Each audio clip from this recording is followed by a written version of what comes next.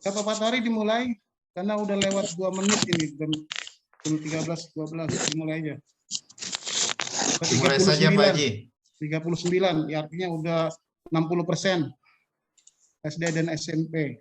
Kalau Anda punya anak 2 pastinya kan udah ya hampir 65%. Ya, partisipan baru 40 orang Pak Haji. Iya. Dari jumlah keseluruhan undangan baru 40. Baru sekitar 40%-nya. Ada anak 2 kan itu SD SMP gabung biasanya di persentase biasanya udah 65 kalau persentase. Apakah dimulai saja Pak Haji? Dimulai aja Pak. Saya mute semua ya Bapak Ibu. Bismillahirrahmanirrahim. Assalamualaikum warahmatullahi wabarakatuh. Waalaikumsalam warahmatullahi wabarakatuh. Alhamdulillahirrabbilalamin. Wabihi nasta'in wa ala umurud dunya waddin. Wassalatu wassalamu ala asrafil anbiya'i wal mursalin wa ala alihi wa sahbihi ajmain. Amma ba'd. Yang saya hormati Bapak Haji Jamil selaku pimpinan SDN Pulau Harapan 02 Pagi sekaligus SMPN 1 Atap 02 Pulau Sabira. Yang saya hormati Bapak M. Ali Kurniawan selaku Ketua RW 03 Kelurahan Pulau Harapan. Yang saya hormati Bapak Haji Idris Soleh selaku Komite dari SDN Pulau Harapan 02 Pagi. Yang saya hormati Bapak Ibu dari RT 1 sampai dengan RT 4. Yang saya hormati Bapak Ketua LMK 03 Pulau Harapan. Dan yang saya hormati dan saya banggakan Bapak Ibu orang tua wali murid dari kelas 1 sampai dengan kelas 9 sekolah di SDN Pulau Harapan 02 Pagi dan SMPN 1 Atap 02 Pulau Sabira. Puji syukur mari kita panjatkan kehadirat Allah Subhanahu wa taala yang mana pada siang hari ini kita masih diberikan nikmat, alhamdulillah yang utama nikmat sehat sehingga kita bisa berkumpul dalam acara sosialisasi KJP dan sosialisasi subsidi pangan tahun 2021 melalui virtual lewat Zoom meeting ini. Salat serta salam marilah kita aturkan pada junjungan Nabi besar kita Muhammad SAW. Semoga di yaumil akhir nanti kita mendapatkan syafaatnya. Amin, amin ya robbal alamin. Amin. Baik Bapak Ibu, untuk mempersingkat waktu, izinkan saya sebagai pembawa acara akan menyampaikan susunan acara kegiatan sosialisasi ini. Yang pertama yaitu pembukaan. Mari acara ini kita buka dengan membaca basmalah. Bismillahirrahmanirrahim. Bismillahirrahmanirrahim. Acara yang kedua yaitu sambutan yang akan disampaikan oleh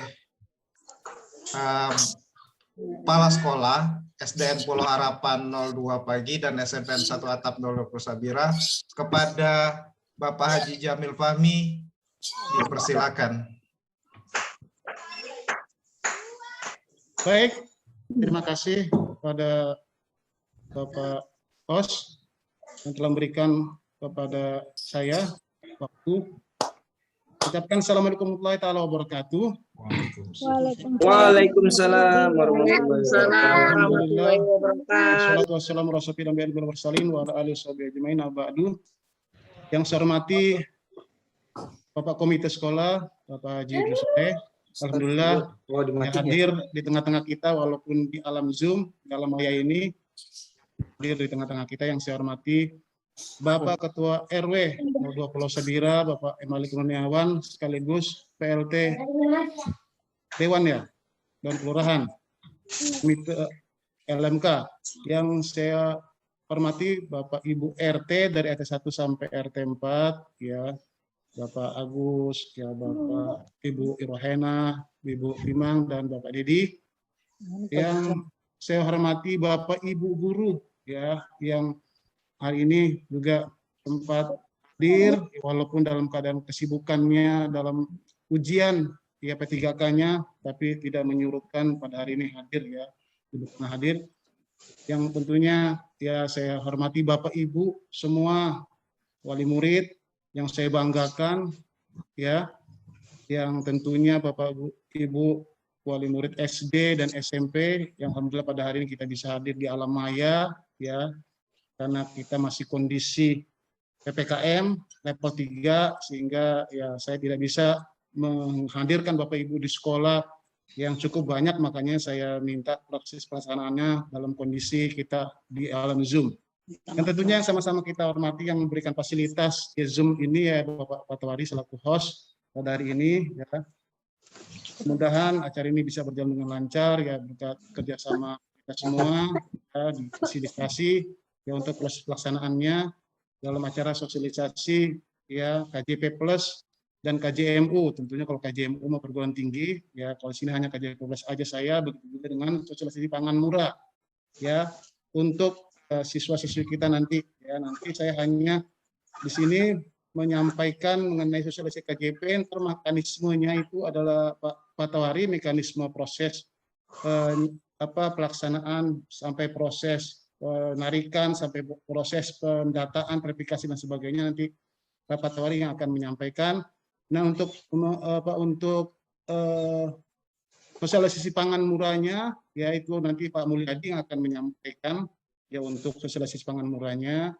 Begitu juga mengenai data-data DTKS mungkin besar nanti Pak Patwari akan menyampaikan ya mengenai apa sih data DTKS itu ya supaya Bapak Ibu juga ya bisa mengetahui ya keberadaan Bapak Ibu yang selama ini mendapatkan dana-dana dari ya Kementerian Sosial.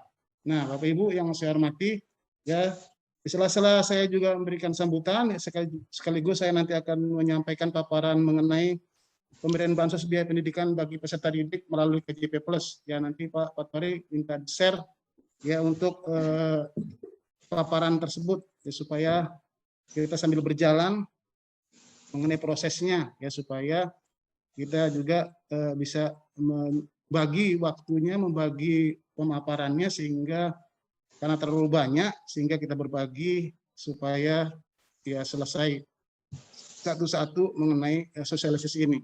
Dipersilakan Pak Patwari sambil di-share itunya, share screen-nya mengenai bansos KJP-nya. Ya itu Bapak Ibu, saya mohon maaf sebelumnya ya. Tunggu waktu Bapak Ibu ya karena ini sangat penting, maka saya ya menyampaikan sosialisasi ini karena harus disosialisasikan ya kepada Bapak Ibu guru, kepada Bapak Ibu ya pemimpin wilayah di sini, kepada Bapak Komite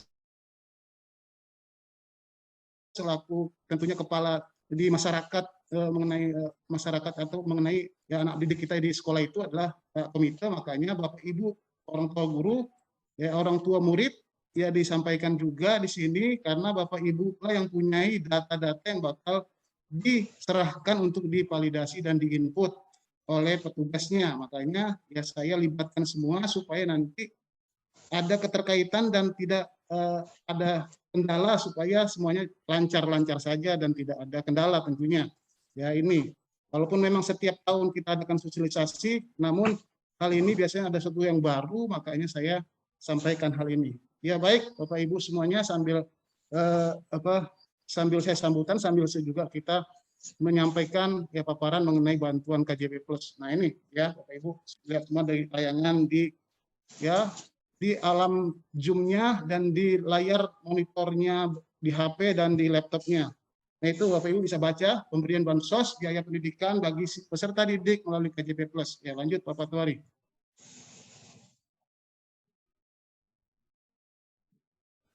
Ya, nah dasar hukumnya KJP Plus ini ya pergubnya ini sedang diproses karena pergub ini masih banyak revisi ya pergubnya untuk mengenai bansos biaya pendidikan bagi peserta didik itu lagi diproses menyusul ya.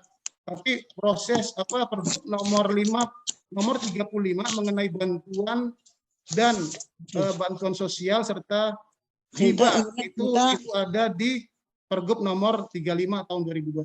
Tapi kalau bansos di pendidikan bagi peserta didik sedang proses ya sedang dirilis ya nanti akan disampaikan mengenai pergubnya karena pergubnya belum terbit ya. Lanjut Pak Fatwari.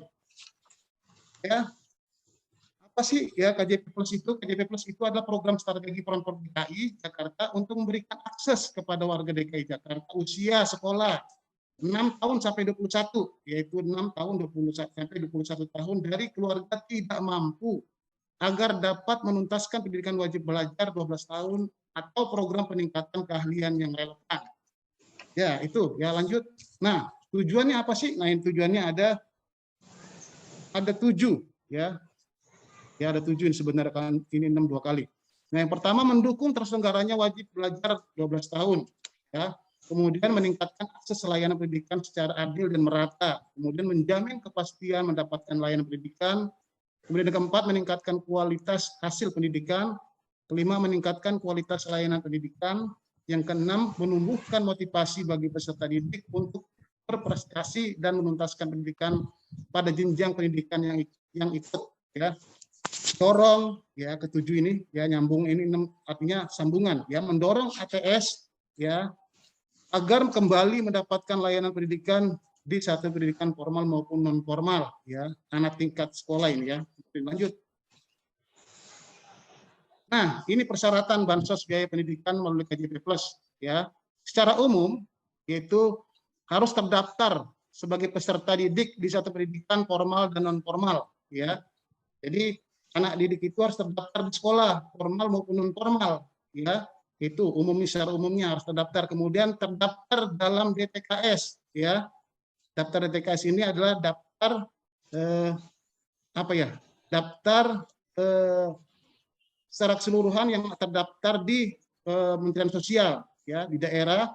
Data lain yang ditetapkan dengan keputusan gubernur ya. Kemudian berdomisili tercatat dalam kartu keluarga Provinsi DKI ya. Yang jelas itu harus berdomisili di DKI tercatat di dalam kartu keluarganya. Nah, secara khususnya ini ya termasuk anak panti sosial, anak-anak panti ya diusulkan oleh kepala dinas yang membidangi urusan sosial ya, anak penyandang disabilitas yang diusulkan oleh kepala dinas yang membidangi urusan sosial. Kemudian anak yang penyandang disabilitas yang diusulkan oleh kepala dinas yang membidangi urusan sosial, anak dari pengemudi mitra Transjakarta yang mengemudikan bus kecil yang diusulkan oleh kepala dinas yang membidangi urusan perhubungan ya. Kemudian anak dari pekerja atau buruh yang memiliki kartu tanda penduduk daerah dengan ya besaran gaji paling besar sesuai dengan 1,1 kali upah minimum provinsi dan tidak dibatasi oleh masa kerja yang diusulkan oleh kepala dinas yang membidangi urusan ketenagakerjaan. Lanjut.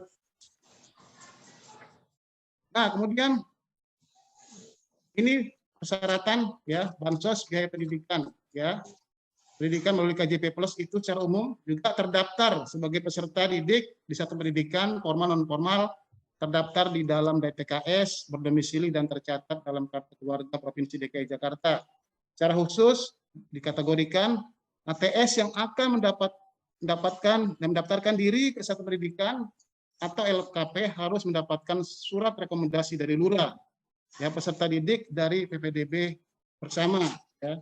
Oh, ini lembaga-lembaga ya pelatihan. Nah, itu. Nah, lanjut Bapak Ibu. Nah, ini besaran dana KJP Plus ya Bapak Ibu yang selama ini Bapak Ibu peroleh ya, karena saya tahu baru cair itu kemarin ya. yang SD kalau nggak salah. Besaran dana KJP Plus sekolah negeri, PKBM dan LKP, ini lembaga ya kerja pelatihan itu LKP itu. Nah, jenjang SD itu besarannya setiap bulannya itu 250.000, yang SMP 300.000, yang SMA 420, yang SMK 450.000, KBM ya itu 300.000, dan LKP itu 1.800.000 per semester. Yaitu ya, itu besaran dana KJP Plus yang dicairkan setiap bulan menurut jenjang masing-masing jenjangnya. Ya, lanjut. Nah, besaran dana KJP Plus ini di sekolah swasta Bapak Ibu bersama penerima subsidi peningkatan mutu pendidikan. Ini swasta ya. Oh, ini jenjang swasta ya, kalau memang iya sekolah dan swasta, madrasah swasta. Ini kalau yang negeri ya, tadi sudah dijelaskan ini bagi sekolah ya atau madrasah swasta. Ya, kalau dikatakan sekolah ada MI ya, ada pesantren. Nah, ini juga dapat ya jika memang ya diusulkan oleh ya dinas sosial dan melalui dinas pendidikan. Lanjut. Nah, ini besaran dana KJP Plus swasta yang tadi ya, yang tadi itu. Nah, kemudian bansos peningkatan mutu sekolah swasta juga. Ya, lanjut lagi Pak Patwari, karena swasta di sini kita berbicara negeri. Nah, ini keunggulan KJP Plus ya. Nah, keunggulannya KJP Plus ini sasarannya itu anak usia 6 sampai 20 tahun, baik yang sudah bersekolah maupun anak tidak sekolah. Ya, anak tidak sekolah itu bisa diusulkan asal ada rekomendasi lurah. Ya, kalau di Jakarta itu banyak ya. Ya, seperti ya di PKBM. Itu kalau di PKBM itu ada anak yang usia yang sekolah berusia 21 tahun itu bisa diusulkan. Ya, kalau di Pulau Dalam dan di Jakarta banyak anak-anak putus sekolah ya. Ketika di SMP atau SMA putus sekolah, banyak kan anak-anak putus sekolah itu kelas 8, kelas 9, atau kelas 10, berhenti itu bisa diusulkan ketika dia masuk ke PKBM ya, atau ke pelatihan-pelatihan. Yang penting itu ada rekomendasi dari lurah. Nah, kemudian besaran itu mengalami peningkatan pada masing-masing jenjang ya. Itu ya. Kemudian peruntukan adalah ongkos dan uang saku ya, tunai, perlengkapan sekolah non tunai. Nah ini bridging program itu siswa kelas 12 mendapatkan tambahan ini untuk sekolah yang SMA ya. Kalau kita di sini hanya yang sasaran dan besaran aja. Kalau kita di sini tidak ada yang bridging program dan fasilitas pendukung ya, karena di sini nggak ada mobil Trans Jakarta, makanya ya kita nggak paparkan di sini, sehingga ya kita hanya mengenai besaran dan sasaran saja. Lanjut Pak Patwari. Nah, ini penggunaan biaya personal KJP ya. Ini besar apa penggunaan biaya personal KJP ini? Pertama, fasilitas program KJP Plus ini dapat digunakan untuk membeli. Nah, Bapak Ibu bisa lihat sendiri di situ ya. Alat tulis, perlengkapan, seragam, dan kelengkapan komputer, laptop boleh dibeli. Makanan bergizi boleh. Kacamata dan alat bantu pendengaran, kegiatan ekstrakurikuler, buku dan penunjang pelajaran, obat-obatan. Ya, kayak sekarang ini bisa beli obat-obatan, beli masker, ya, beli sanitizer, ya, beli obat-obat yang sifatnya tadi tergolong dalam zat adaptif. Ya. Nah, kemudian ikut kalkulator, saintifik, ya itu boleh dibeli. Alat dan atau bahan praktik, alat simpan dan elektronik, sepeda, alat bantu disabilitas untuk peserta didik kebutuhan khusus. Nah, fasilitas lain yang dapat diberikan itu adalah gratis Transjakarta. Kalau di Jakarta ya, gratis masuk Ancol, gratis masuk museum, gratis masuk Ragunan, gratis masuk Monas. Belanja 6 jenis pangan murah, yang nanti akan dijelaskan mengenai pangan murah itu. Ya, akan dijelaskan juga mengenai ada program pangan murahnya, mekanismenya bagaimana nanti Bapak Ibu. Lanjut ya. Nah, ini penggunaan biaya personal KJP. Nah, ini KJP selama Covid ya. Ini dalam status keadaan darurat bencana, biaya rutin dan biaya berkala dapat digunakan. Satu, kebutuhan pangan. Bapak Ibu, makanya ada pangan murah, itu bisa dibelikan pangan murah, nanti dijelaskan. Kemudian kebutuhan kesehatan. Yang saya katakan tadi, beli masker, beli sanitizer, ya beli yang sifatnya tadi buat kebutuhan COVID, ya. Kemudian kebutuhan pendidikan, ya, kebutuhan pendidikan bisa dibeli apa tadi itu, ya, seperti tadi baju seragam, buku dan lain sebagainya. Nah, kemudian biaya rutin dan biaya berkala dapat digunakan setiap bulan secara tunai atau non tunai. Nah, ini Bapak Ibu bisa membaca 23 larangan. Ya, ada 23 larangan siswa penerima bansos biaya pendidikan melalui KJP Plus, ya. Di antaranya, ya, anak kita tidak boleh merokok, ya. Itu satu, menggunakan dan mengendarakan dan mengedarkan narkotik, obat-obatan terlarang, itu nggak boleh. Yang melakukan perbuatan asusila, pergaulan bebas dan sebagai pelecehan, ya, seksual dan sebagainya, terlibat dalam kekerasan bullying, ya, terlibat tawuran, terlibat geng motor, ya, minuman-minuman keras, minuman alkohol, terlibat pencurian, ya, melakukan pemalakan, pemerasan, ya, penjambretan dan sebagainya, terlibat perkelahian, yaitu sampai 23. Bapak Ibu ya bisa membaca, ya mungkin bisa men-screenshot, ya, mungkin nanti kalau memang Bapak Ibu bisa paham nanti di-share itunya apanya paparan ini di ya chatting nanti Bapak Ibu, ya. Lanjut. Nah, ini ya larangan orang tua. Jadi orang tua yang menerima KJP itu punya larangan juga. Oleh siswa penerima bansos biaya pendidikan ini oleh KJP Plus itu ada larangannya. Pertama, membelanjakan bantuan sosial biaya pendidikan bagi peserta didik di luar penggunaan yang telah diatur dalam keputusan kepala dinas. Ya, jadi larangan orang tua beli.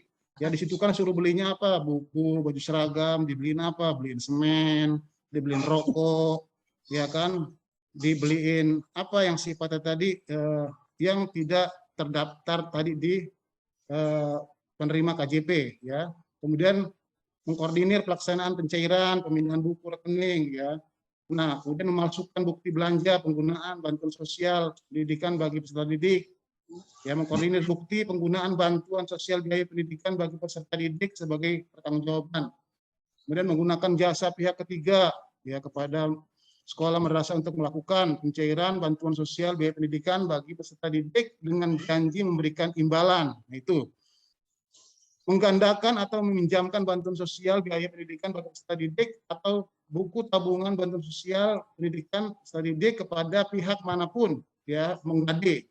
Ya, Bapak Ibu tuh punya ATM atau punya buku, ya, karena butuh uang, nih pegang ATM saya, nih pegang buku saya, ya, nanti kalau cair nanti bisa diambil. Nah, itu nggak boleh Bapak Ibu, ya.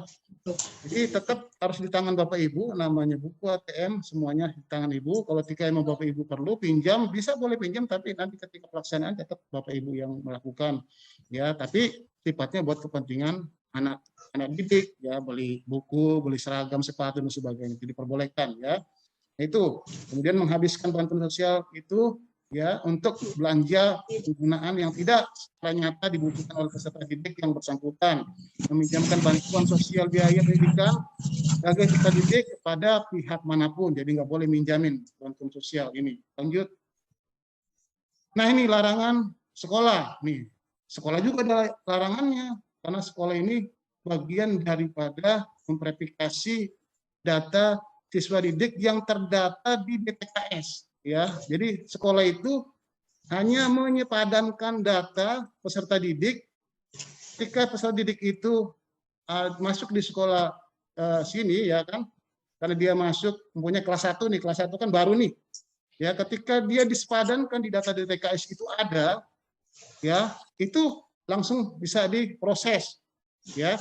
Kecuali yang tidak ada itu prosesnya panjang karena harus lapor RT, RW, ke lurah, minta, ya, M1 dan sebagainya. Ya bisa, yang penting ketika dia kelas 1 tidak data di DTKS, dia bisa dapat, cuma hanya saja dia harus, ya, proses itu dijalani, ya, dan lurah, ya, dan Bapak Ibu siap, ya, menyatakan menandatangani surat tidak mampu. Nah, itu dari lurah juga, ya.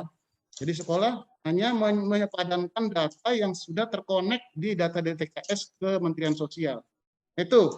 Kemudian, ya, larangan sekolah ini pertama melakukan manipulasi maupun pembiaran terhadap indikasi ketidakbenaran data peserta didik calon penerima bantuan sosial biaya pendidikan bagi peserta didik. Nah, karena banyak Bapak Ibu pelaku sekolah ini, dia ya Jakarta ya, anak yang dapat tapi dia manipulasi datanya, dimasukin didatai nanti didapati nanti ketika uang keluar bagi dua.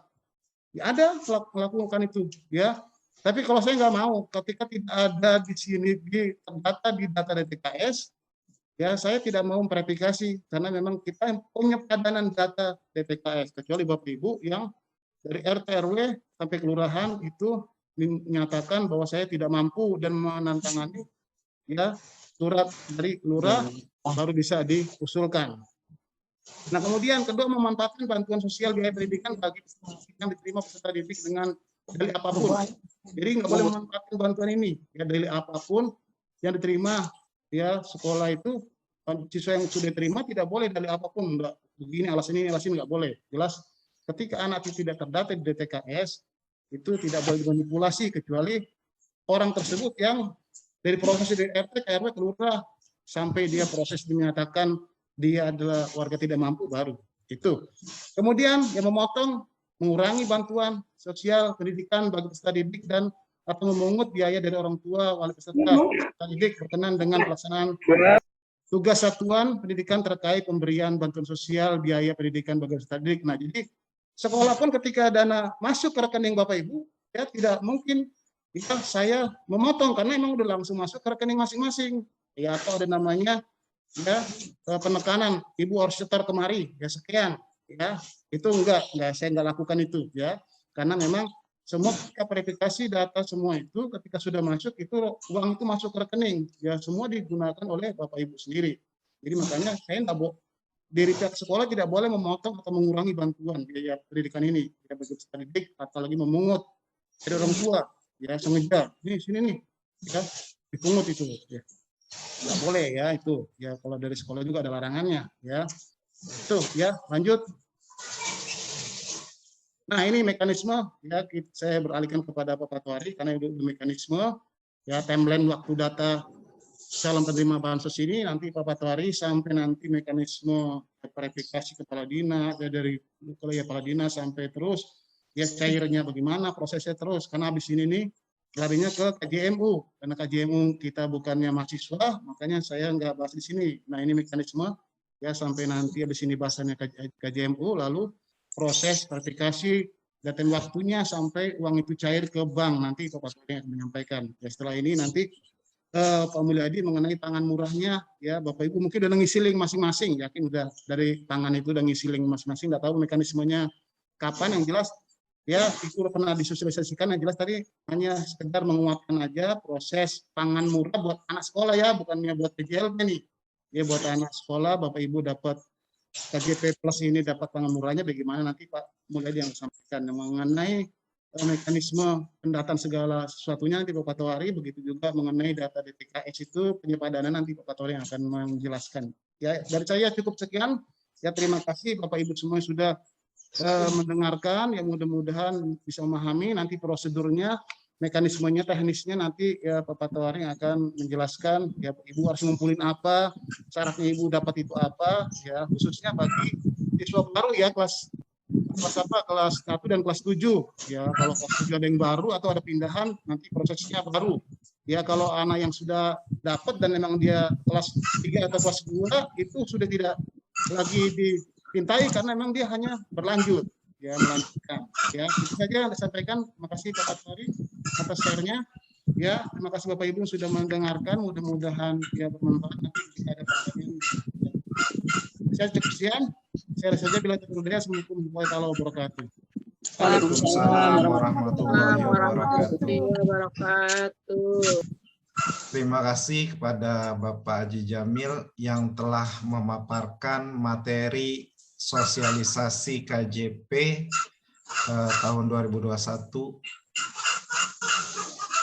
Yang selanjutnya saya akan tambahkan mengenai secara teknis pelaksanaan pendataan KJP Plus tahun 2021 ini. Yang pertama, teknis pendataan KJP Plus tahun 2021 ini itu sesuai dengan timeline yang ada pada layar Bapak Ibu sekalian, bahwa pada tanggal 18 Agustus sampai dengan 3 September tahun 2021 itu penyediaan data calon penerima bansos biaya pendidikan oleh SKPD terkait. Ini oleh SKPD terkait, Bapak Ibu, maksudnya ini ada di pihak Dinas Sosial. Ya, jadi Dinas Sosial nanti akan berkolaborasi dengan Dinas Pendidikan melakukan injek data ke dalam sistem KJP itu pada tanggal 18 sampai dengan 3 September. Nah, setelah diinjek datanya ke dalam sistem KJP, pihak sekolah akan melakukan pemadanan data. Itu dari tanggal 6 sampai dengan 10 September. Jadi sekolah akan melakukan pemadanan data, penyesuaian data dengan data yang sudah diinjek oleh data Dinas Sosial. Jadi kami tanggal 6-10 itu September akan melakukan pemadanan data. Nah, setelah melakukan pemadanan data, di tanggal 13 sampai dengan 25 September 2021, verifikasi daftar sementara calon penerima oleh sekolah. Kami itu melakukan verifikasi apakah benar data ini yang sudah diinjek oleh dari Dinas Sosial itu sesuai dengan data penerima tahun sebelumnya. Kalau dia siswa kelas 1, apakah benar data tersebut merupakan siswa kami? Nah, kalau itu benar, maka itu akan kami verifikasi, kami terima. Tapi kalau itu data tidak benar, maka itu data itu akan kami tolak. Ini verifikasi ini adalah menerima ataupun menolak data hasil injek dari Dinas Sosial yang sudah kami padankan di dalam sistem website KJP Dinas Pendidikan. Nah, setelah kita melakukan verifikasi, menolak atau menerima data sementara calon penerima, kita umumkan selama 6 hari kerja. Kita umumin siapa-siapa saja yang menjadi calon penerima KJP tahun 2021 tahap 1. Setelah kita umumin verifikasi sekolah,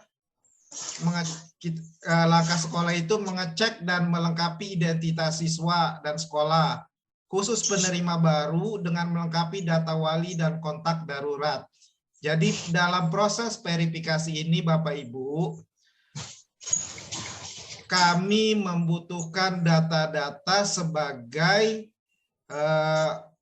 input untuk melengkapi data yang sudah ada. Nanti di sini di poin 1 ini mengecek dan melengkapi identitas siswa, kami membutuhkan yang namanya kartu keluarga dan identitas lain. Nanti kayak SPTJM, terus surat pernyataan, surat permohonan, nanti akan kami cetak, kami bagikan kepada yang sudah masuk menjadi calon penerima KJP. Setelah kami mengecek, kami melakukan persetujuan ke kepala sekolah. Nanti di sini saya akan menyodorkan data calon yang sudah terverifikasi itu ke kepala sekolah, dan kepala sekolah menyetujui. Setelah kepala sekolah menyetujui, baru kami upload kelengkapan berkas. Ya, nanti ada berkas yang kami berikan kepada Bapak Ibu sekalian dan diisi dan dikembalikan ke sekolah, kami upload ke dalam sistem website KJP Dinas Pendidikan Provinsi DKI Jakarta. Nah, ini rentan tanggal 13 sampai 25 September ini adalah rentan waktu di mana kita proses verifikasi, proses pengumuman daftar calon sementara sampai dengan persetujuan kepala sekolah dan upload berkas.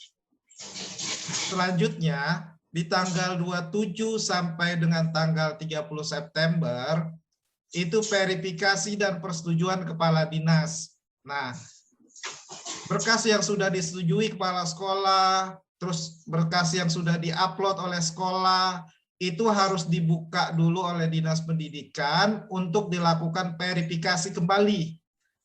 Setelah diverifikasi oleh Dinas Pendidikan dan tidak ada masalah, maka Kepala Dinas Pendidikan Provinsi DKI Jakarta akan melakukan persetujuan.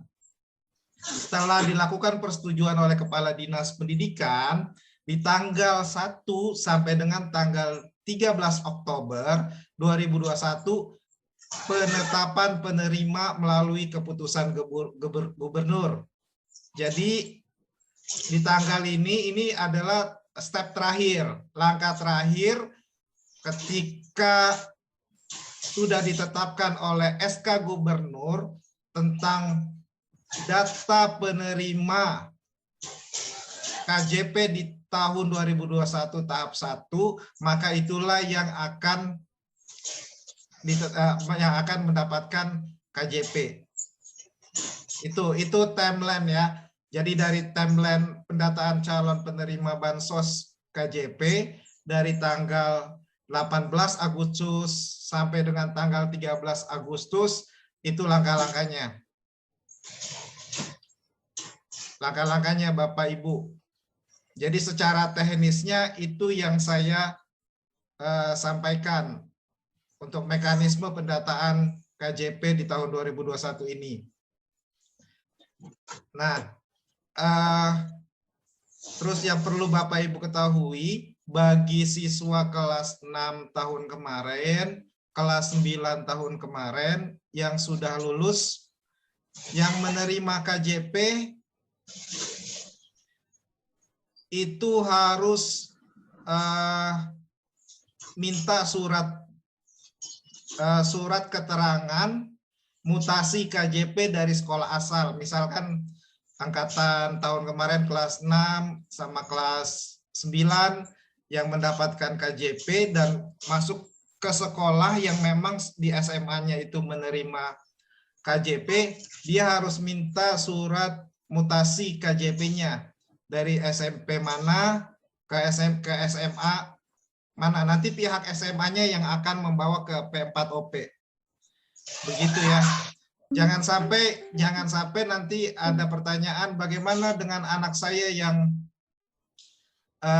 dari kelas 6 lulus mau masuk ke SMP atau yang dari SMP mau ke SMA, apakah akan didata ulang? Tidak didata ulang oleh data DTKS Kemensos, tidak. Tapi langsung dari sekolah asal minta surat mutasi perpindahan KJP dari tingkat dari SMP ke SMA atau dari SD ke SMP. Saya pikir dari saya secara teknis itu sementara ini, dan selanjutnya kita sebelum memasuki ke subsidi pangan murah, saya pikir untuk melakukan tanya jawab terlebih dahulu, baik itu tadi tentang materi sosialisasi KJP maupun secara teknis pendataan KJP plus tahun 2021. Silakan Bapak Ibu yang mau bertanya.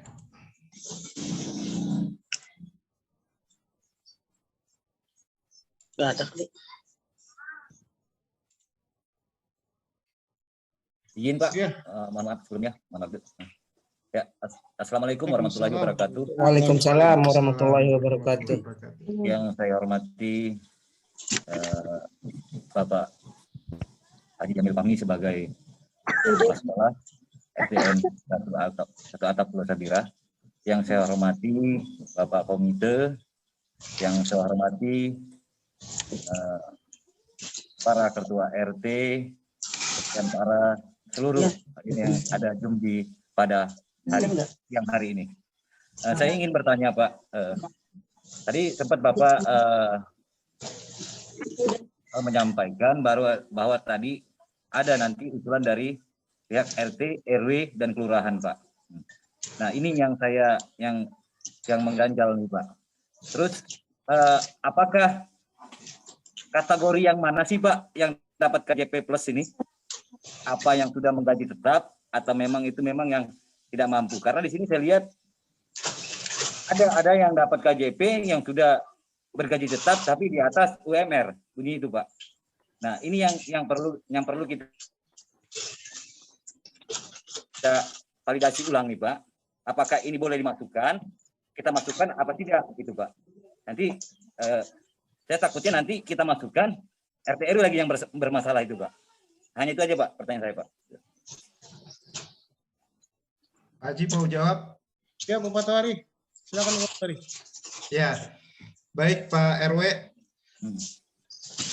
Berdasarkan proses regulasi selama 2 tahun ini berjalan dari tahun 2020 sampai 2021 sekarang ini, proses penerimaan KJP itu semua data berdasarkan dari data DTKS Kemensos atau Dinas Sosial Provinsi DKI Jakarta. Tapi dari data 2019 sampai ke bawah, itu proses penerima KJP awal itu dari sekolah. Jadi 2 tahun akhir ini itu proses penerimaannya diambil alih oleh data Kementerian Sosial atau Dinas Sosial Provinsi DKI Jakarta. Jadi kalau misalkan tadi pertanyaan Pak RW, ada anak PJLP sampai sekarang dapat, ya itu memang benar Pak RW, karena saya waktu itu cuman hanya tidak menerima untuk mendapatkan KJP itu cuman hanya anak PNS. Semua baik itu nelayan yang ibaratnya punya penghasilan yang lumayan maupun PJLP, semuanya saya dapatkan di tahun 2019 ke bawah ya Pak RW. Ya. Nah, setelah 2020 dan 2021 pihak sekolah tidak ada kewenangan untuk melakukan proses penerimaan, dilakukan oleh data DTKS, maka angkatan kelas 1 yang sekarang kelas 2 itu tidak semua dapat. Cuman hanya beberapa anak yang dapat yang berdasarkan dari DTKS. Gitu Pak RW. Ya, jadi sekarang itu 2 tahun sekarang itu kewenangannya ada di data Kemensos. Iya. Jadi begini Pak Tawari ya, saya tambah Pak Tawari. Ternyata di sini kan dari kementerian kami juga kan mengikuti di kelurahan untuk acara validasi ya warga yang dapat bansos gitu Pak. Nah, tapi kami terbentur di sini kalau kita menghapus dari data bansos berarti kita menghapus semua KJP-nya anaknya. Ya seperti begini. Ada dapat dari kementerian namanya PJLP LH ya. PJLP kan di atas UMR Pak, 6.200.000. Nah, ini yang jadi permasalahan kami kan. Kami disuruh menghapus. Itu bagaimana caranya menghapus dari tingkat RW atau RT ya itu. Makanya saya bilang tadi ini kan KJP ini yang memang tidak mampu. Nah, bagi yang mampu tidak dapat. Yang saya sampaikan juga untuk warga Pulau Sabira, kesadarannya lah, ibu-ibu untuk kesadarannya, ya. Kesadarannya nanti apabila ada pemeriksaan nanti kita semua tidak ada yang terkena dampaknya itu Pak. Itu aja dari saya Pak. Ya Pak RW, jadi begini Pak RW. Kan sekarang data anak-anaknya yang sekarang bekerja itu baik itu PJLP yang gaji 4 juta sekian dengan ada yang di atas itu, sekarang masih ada sebagian yang memang menerima karena itu dia sudah terlanjur masuk ke dalam sistem. Ya, bisa saja Pak RW data itu tidak kami kita tidak kami verifikasi, kami tolak. Walaupun ada di dalam sistem KJP kami tolak, tapi kami tidak berani kalau tidak ada surat pernyataan dari yang bersangkutan. Diketahui oleh pemerintah setempat, Pak RW dan RT sekaligus saksi-saksi. Gitu. Jadi kami juga ada kekuatan hukum. Itu. Jadi artinya kenapa data tersebut masih ada? Karena memang siswa tersebut di bawah 2019 itu adalah siswa berkelanjutan yang memang menerima KJP. Itu. Jadi bisa Pak RW kalau mau di stop, tapi semuanya itu dari orang tuanya mau mengundurkan diri untuk menerima KJP. Gitu Pak RW. Iya, jadi begini Pak, yang dipermasalahkan kemarin waktu rapat di kelurahan, 42 ini tidak jadi masalahkan, 42 ya. 42 ini masih dipermasalahkan, tapi yang di atas 5 ke atas sudah ada dipermasalahkan juga masalahnya itu, Pak Tawari. Itu aja. Ya. Ya, jadi solusinya gitu Pak RW ya. Ya, jadi siap. ada surat pernyataan dari yang orang tua yang bersangkutan kalau memang mau tidak didaftarkan kembali. Maksudnya bukan didaftarkan, diberhentikan KJP-nya. Ya. Tapi jarang Pak yang begitu. Ya, Pak Tawari, sebentar sedikit nambahin saya. Ya, sedikit saya nambahkan Pak Tawari. Ya, apa yang dikatakan tadi Pak RW, ya memang sebenarnya ya sistem KJP ini sudah terkonek dan DTKS, sehingga itu anak yang sudah ada di dalam dan melanjutkan KJP-nya Pak RW, ya kita tidak bisa melepas KJP-nya ya kalau tidak ada surat pernyataan ya keberatan tidak mampunya dari orang tersebut dan diketahui oleh ya pemerintah setempat, artinya RT RW bahkan lurah pun, karena dia merekomendasikan. Ya, pada awalnya, karena tadi katakan tahun 2019 itu masih kewenangan sekolah. Setelah ini kan 2020-2021 sudah diserahkan kepada Kemensos.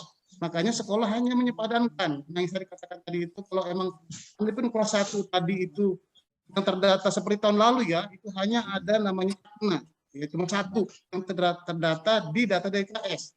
Nah, tapi yang lain pada ingin dapat. Ya, itu kembali lagi kepada RT, RW. Kalau dia membuatkan surat dan dia merekomendasikan lurah, dia dinyatakan dia adalah warga yang tidak mampu, itu kembali kepada wilayah, karena lurah lah yang berkoneksi dengan ya Kemensos. Itu sekolah hanya memadankan ketika dia dikonek, anak itu tidak mampu, ya masuk lagi ke data sistem KJP Pak RW. Jadi itu kembali lagi, nah seperti kelas 1 ini ada 6 anak, ya.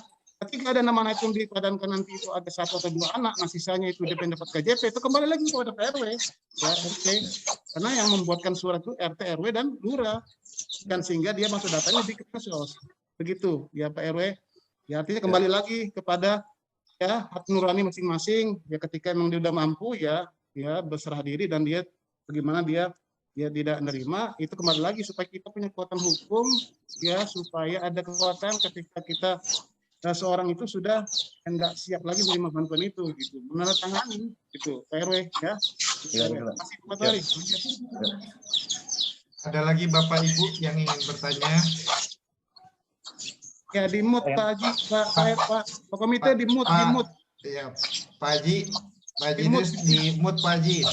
Di mute mic-nya Pak Haji Idris di mute. Ada nggak sih samping kiri kanan Umi? Banyak ayamnya sih. Ya.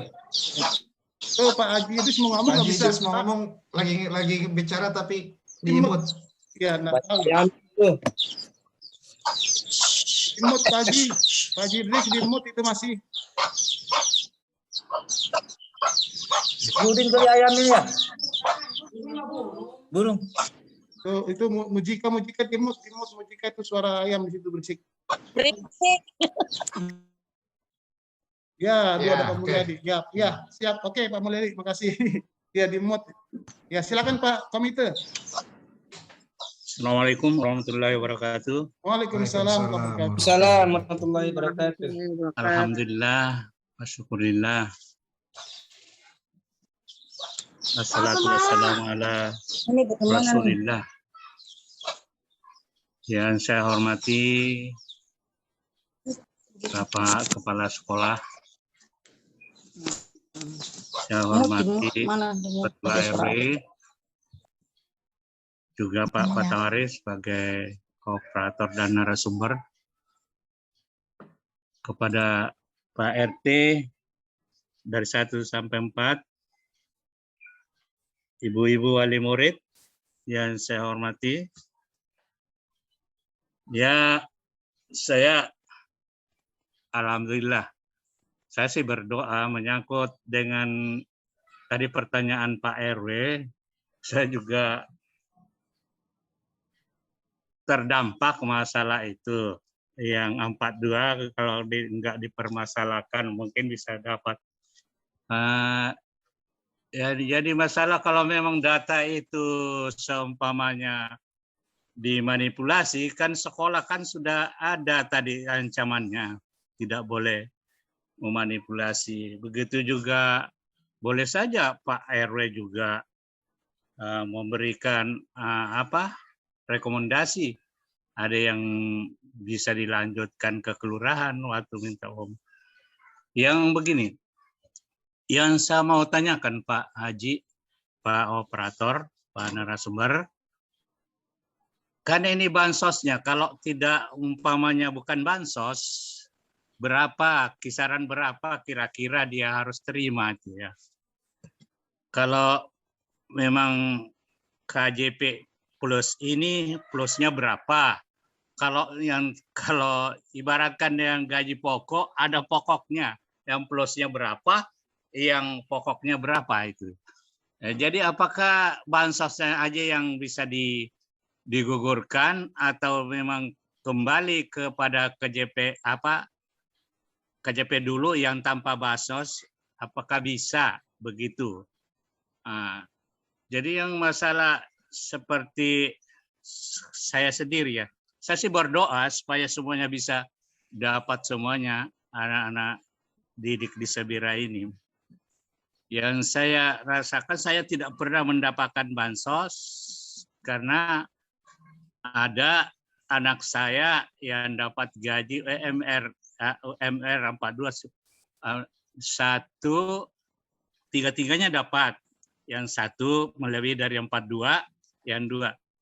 Terus kalau memang itu bansos, ya mesti juga bansos di sekolah itu peserta didik juga memang harusnya tidak menerima bansos itu, karena itu bansos karena adanya COVID-19 ini, lalu ada bansos. Kalau seperti dulu nggak ada bansos, kira-kira berapa kisarannya itu yang dia harus terima? Apakah tetap diterima itu atau memang semuanya gugur? Begitu saja. Ya, saya akhiri. Billahi taufiq wal hidayah. Assalamualaikum warahmatullahi wabarakatuh. Waalaikumsalam warahmatullahi Waalaikumsalam warahmatullahi wabarakatuh. Waalaikumsalam warahmatullahi wabarakatuh. Silakan Pak Haji. Ya. Baik, nanti Pak Materi tambahin ya. Ya. Ya Pak Haji, Pak Komite ya. Mengenai bansos ini memang dana sosial dari kementerian ya. Nah, KJP ini yang tadi saya utarakan, KJP ini hanya menyepadankan data ya, menyepadankan data. Ketika saya punya siswa nih Pak Komite, ketika saya punya siswa tersebut itu ya, ketika disepadankan dengan data DTKS itu tertera nama anak tersebut ya, orang tuanya penerima bansos ya, termasuk di data DTKS itu, dia secara otomatis anak yang terdata di situ itu serta-merta langsung mendapatkan KJP ya. Nah, kalau anak tadi yang memang belum dapat, tidak ada di data DTKS itu prosedurnya tadi memang melalui RT RW yang melegalkan ke kelurahan. Itu. Jadi kewenangan sekolah itu tidak ya, kewenangan sekolah itu hanya menyepadankan data. Ketika anak peserta didik yang orang tuanya itu masuk di data DTKS dan dia ada kakaknya itu masuk di dalam kakak, orang tuanya masuk di data DTKS itu serta merta anak itu ya serta merta dapat langsung. Ya, kecuali memang anak-anak yang tidak terdata gitu. Nah, anak-anak yang sekolah itu yang sudah memang dari tahun 19 tadi katakan Pak Tawari itu memang pada awalnya tahun 2019 kemarin itu adalah sekolah yang memang memvalidasi, tapi dari tahun setelah COVID ini itu sudah dialihkan semuanya ke dinas sosial ya, sehingga semua kewenangan itu adanya di dinas sosial. Sekolah hanya sifatnya menyepadankan data anak tersebut benar nggak terdapat di data DKS. Nah, kalau tadi itu yang berbicara tadi Pak Komite, orang tuanya punya penghasilan lebih dari itu, karena tadi kan situ saya jelaskan juga 1,1 itu artinya satu orang ya, ketika orang itu orang tuanya PJLP 1 ya, itu masih diperbolehkan ya, kecuali 2 ya, kecuali 2 itu tidak diperbolehkan. Itu kembali lagi kepada ya orang tua yang tadi saya katakan, orang tua itu ya jelas atau tidak menandatangani, diketahui RT lurah RT RW dan lurah diketahui surat menandatangannya bahwa dia itu sudah tidak lagi menerima bantuan, diserahkan ke sekolah, nanti sekolah itu yang mengupload begitu. Jadi sekolah itu hanya siap menerima surat itu, keterangan bahwa dia sudah tidak lagi menerima bantuan. Nah, kembali lagi kepada Bapak Ibu, ya sudah siap enggak menyatakan dirinya itu tidak terima bansos. Nah, sekolah hanya tunggu dari surat dari RT, RW, lurah, nanti diupload. Nah, berarti saya tolak di sistem nanti ya, Bapak paling tolak ke POP melapor bahwa orang tua tersebut sudah tidak lagi mau menerima bantuan sosial.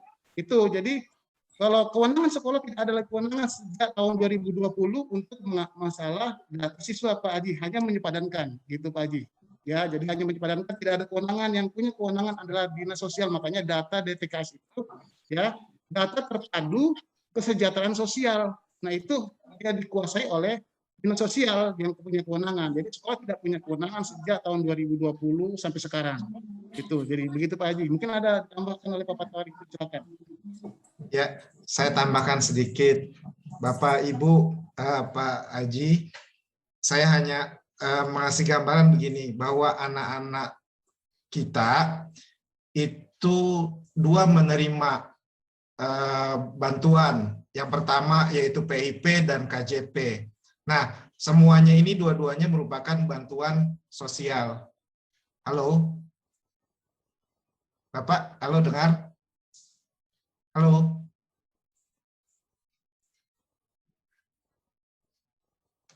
Halo? Jadi begini Pak Haji, ya Pak Ketua Komite. Jadi kenapa tidak pernah dapat bansos? Karena terhitung di KK Pak Haji, itu ada 3 PJLP di KK itu, satu KK 3 PJLP.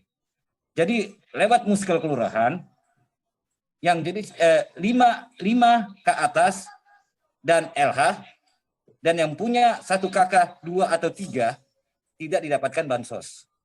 Terjadinya karena dibilang itu 1 KK. Kalau KK Pak Haji terpisah, itu pasti dapat. Ya, karena yang bekerja yang PJLP bukan. Dan memang ada kategori PJLP yang dapat 42 ini sudah bisa dapat. Dan kategori 42 ini dapat, kita lihat lagi dari anaknya. Kenapa dibilang mampu? Ada anaknya sekolah 3, 4 tuh. Nah, itu dibilang masih layak, sangat layak dapat itu. Karena ada tanggungannya, tanggungan di rumah ada berapa.